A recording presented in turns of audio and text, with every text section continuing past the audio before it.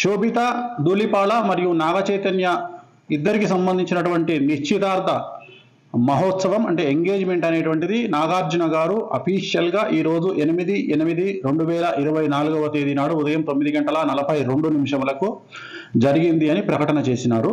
So వారిద్దరి వైవాహిక జీవితానికి సంబంధించి ఎలా ఉండబోతా ఉంది అని చెప్పే ముందు ఒక వీడియో ప్లే చేస్తాను. ఆ వీడియో చూడండి. ఓం నమో వెంకటేశాయ. ప్రస్తుతం తెలుగు చిత్ర పరిశ్రమలో హాట్ టాపిక్ అంటే నాగ చైతన్య సమంత వివాహానికి సంబంధించినంతవరకు విపరీతమైనటువంటి ప్రచారాలు ఉన్నాయి.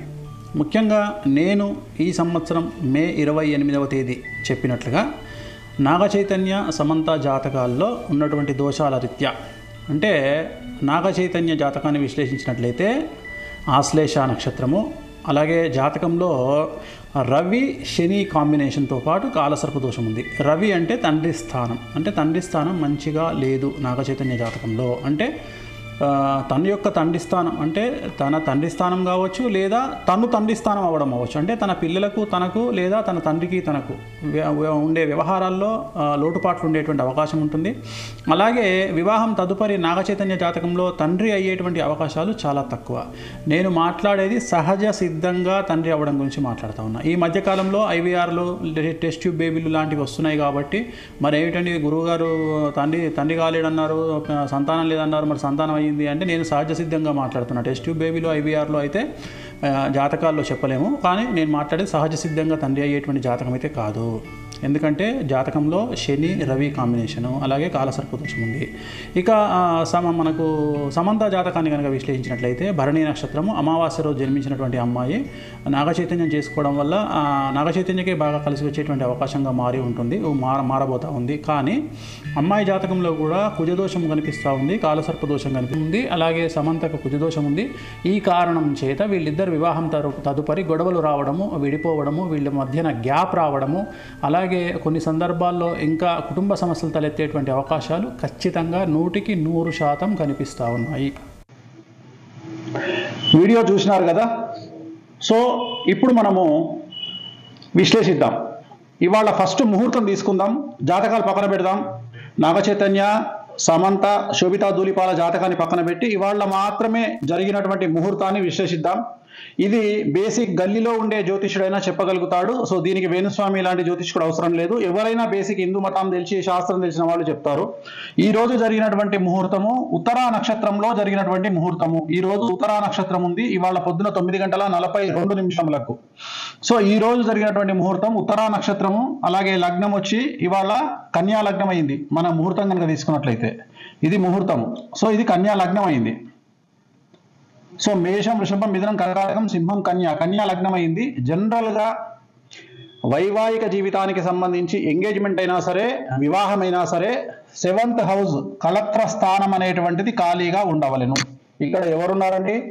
రాహు ఉన్నారు. ఇక్కడ 7వ స్థానంలో రాహు ఉన్నారు. కళత్ర స్థానము అంటారు దీన్ని. కళత్ర స్థానము అంటే వైవాహిక జీవితంలో భార్యాభర్తలు విడిపోవడము, గొడవలు జరగడము, సంతానం లేకపోవడము, యాక్సిడెంట్ జరగడము, ఇలాంటి అన్నీ కూడా ఈ కళత్ర స్థానం వల్ల ఏర్పడతాయి. మరి లగ్నంలో చంద్రుడు, కేతువు, అలాగే 12వ స్థానంలో ముహూర్తం పెట్టినటువంటి 12వ స్థానంలో శుక్రుడు మరియు బుధుడు. సో ఒక్కసారి ఆలోచన చేయండి. అన్నిటికంటే ముఖ్యం శని దృష్టి 12వ స్థానమైనటువంటి బుధుడు శుక్రుడి మీద ఉంది ఇవాళ పెట్టినటువంటి ముహూర్తము. అలాగే లగ్నంలో చంద్రుడు, కేతువు, అలాగే 7వ స్థానంలో రాహువు, కళత్ర స్థానంలో రాహువు. ఇది చిన్న పిల్లవాడినైనా శాస్త్రం తెలిసిన వాళ్ళని అడిగితే ఈ ముహూర్తము నిషేధము అని చెప్తారు. మరి ఎందుకండి వీళ్ళు చేసుకున్నారు ముహూర్తము అంటే, ఈ రోజు నాగార్జున గారు పెట్టినటువంటి ముహూర్తాన్ని బట్టి 888 అనేటువంటి ముహూర్తాన్ని వాళ్ళు నిర్వహించుకోవడం జరిగింది. 888 అంటే వీళ్ళు చేసింది ఏంటంటే ఇవాళ 8వ తారీఖు 8వ నెల 2024 టోటల్ 8 అంటే మొత్తం 8 వచ్చింది. దీన్ని 888 అంటారు. ఇది సంఖ్యాశాస్త్ర పరంగా వాళ్ళు యాక్సెప్ట్ చేసినారు. సో మనం ఏం తప్పు పట్టట్లేదు వాళ్ళని, వాళ్ళ ఇష్టం. ఈ ముహూర్తం అయితే నిషేధము. ఈ ముహూర్తము ఇవాళ నిశ్చితార్థానికి పనికిరానటువంటి ముహూర్తంలో వీళ్ళు చేసుకోవడం జరిగింది.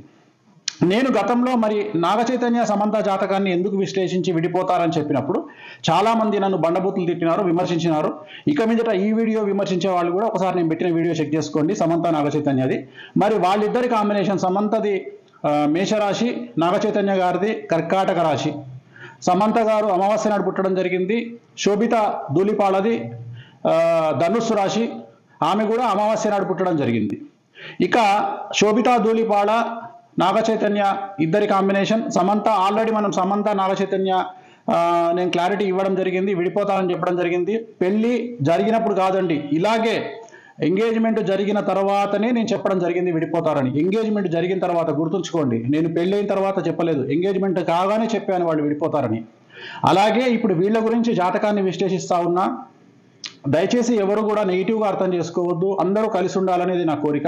కానీ కొన్నిసార్లు మనం మంచి కోసం చెప్పడానికి ప్రయత్నం చేస్తాం, ఎందుకు తెలిసి ఒక రాంగ్ స్టెప్ వేస్తారనే ఉద్దేశంతో చెప్పడం జరుగుతుంది. ఇక్కడ గుర్తుంచుకోవాల్సింది, శోభితా ధూళిపాలది ధనుస్సు రాశి, అలాగే నాగ చైతన్యది కర్కాటక రాశి. ఒకసారి కాంబినేషన్ చూడండి, కర్కాటకం, సింహం, కన్యా, తుల, వృశ్చికం, ధనుస్సు 6, ధనుస్సు, మకరం, కుంభం, మీనం, మేషం, వృషభం, మిథునం, కర్కాటకం 8. సో 6:8 అయిపోయింది.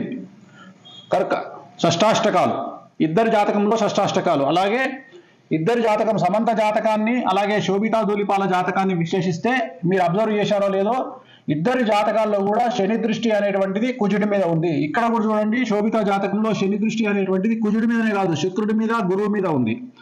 సో వీరి జాతకంలో 2027 నుండి సమస్యలు ఉండే అవకాశం ఉంది. 2027 వరకు సో బాగానే ఉంటుంది వ్యవహారం. 2027 నుండి వైవాహిక జీవితంలో సమస్యలు అనేటువంటి ఏర్పడతాయి. అలాగే వీరి సమస్యలకు ప్రధానమైనటువంటి కారణం ఒక స్త్రీ మూలకంగా ఉంటుంది.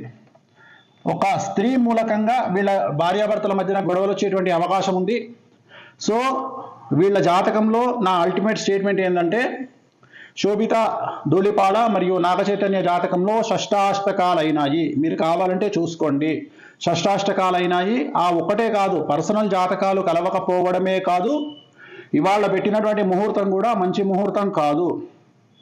సో నేను అఖిల్ ఎంగేజ్మెంట్ క్యాన్సిల్ అవుతుందని చెప్పడానికి గల కారణము, అలాగే నాగ చైతన్య సమంత మ్యారేజ్ ఫెయిల్ అవుతుందని చెప్పడానికి కారణము, వీటన్నిటికీ కారణము వ్యక్తిగతమైనటువంటి జాతకాలు మరియు ముహూర్త బలం. అంతే తప్ప నాకు వ్యక్తిగతంగా ఎవరి మీద ద్వేషం అనేటువంటిది ఉండదు. దయచేసి ఈ విషయాన్ని అర్థం చేసుకోండి. నేను ఒక జ్యోతిష్కుడిగా మంచి కంటే కూడా చెడు చెప్తే జాగ్రత్త పడతారు అనే ఉద్దేశంతో చెప్తా ఉన్నా. ఇప్పుడు కూడా చెప్పడానికి గల కారణాలు ఏమిటి అంటే, అట్లీస్ట్ వీళ్ళు ఏమైనా నివారణ కార్యక్రమాలు మీకు సంబంధించినటువంటి మీ జ్యోతిష్యులను, మీ పండితులను కనుక్కొని ఏ దేవాలయంలోనైనా వీటి నివారణ కార్యక్రమాలను మీరే జరిపించుకోండి. పెళ్లికి ముందు జరిపించుకోండి. 10 కాలాల పాటు పిల్లా పాపలతో హాయిగా ఉండండి. అలాగే నా జ్యోతిష్యం ఫెయిల్ కావాలని కోరుకుంటున్నా. వీళ్ళకి సంబంధించిన జ్యోతిష్యం నేను చెప్పింది ఫెయిల్ కావాలని కోరుకుంటున్నా. ఆ వెంకటేశ్వర స్వామి అనే దయతో వీళ్ళు నేను చెప్పిన జాతకం ఫెయిల్ కావాలని మరీ కోరుకుంటున్నా. ఎందుకంటే నా సక్సెస్ కంటే కూడా వాళ్ళ సక్సెస్ ముఖ్యం. కానీ వాళ్ళ జాతకంలో ఖచ్చితంగా కళత్రం అనేటువంటిది కనిపిస్తూ ఉంది. కళత్రం అంటే విడిపోవడము. 7th హౌస్లో రాహు ఉన్నాడు, అలాగే లగ్నంలో కేతు ఉన్నాడు. చిన్న పిల్లవాడిని అడిగినా చెప్తారు ముహూర్తం తప్పు. అలాగే వీళ్ళ కాంబినేషన్ షష్టాష్టకాలైన శోభితాది మరియు నాగ చైతన్యది. ఒక విషయం చెప్పాలంటే, సపోజ్ మీరు అడిగారు అనుకోండి, గురుగారు మీరు మీకు తెలిసి ఎన్ని మార్కులు వేస్తారండి ఒకవేళ నాగ చైతన్యకు Samantha combination plus Naga Chaitanya Sobhita Dhulipala combination అని మీరు అడిగితే, నేను క్లియర్గా చెప్తున్నా, చైతన్య సమంత 100కి కనీసం ఒక 50 మార్కులు వేయచ్చు.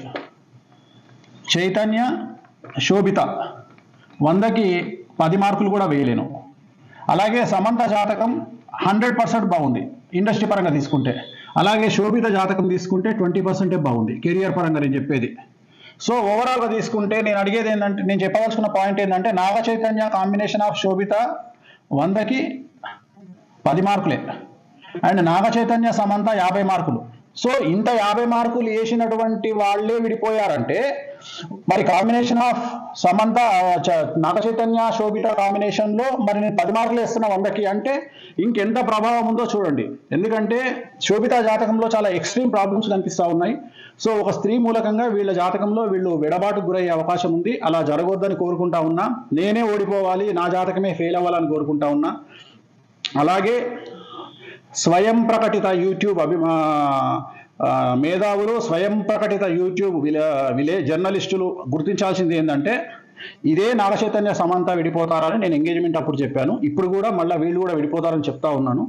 సో నన్ను విమర్శించే ముందు నేను చెప్పిన వీడియో ఒకసారి చూసి, సమంత గురించి నాగచైతన్య గురించి చెప్పిన వీడియో చూసి మీ స్వయంత్రటుగా మీ మేధావితనానికి పనిపెట్టుకోండి.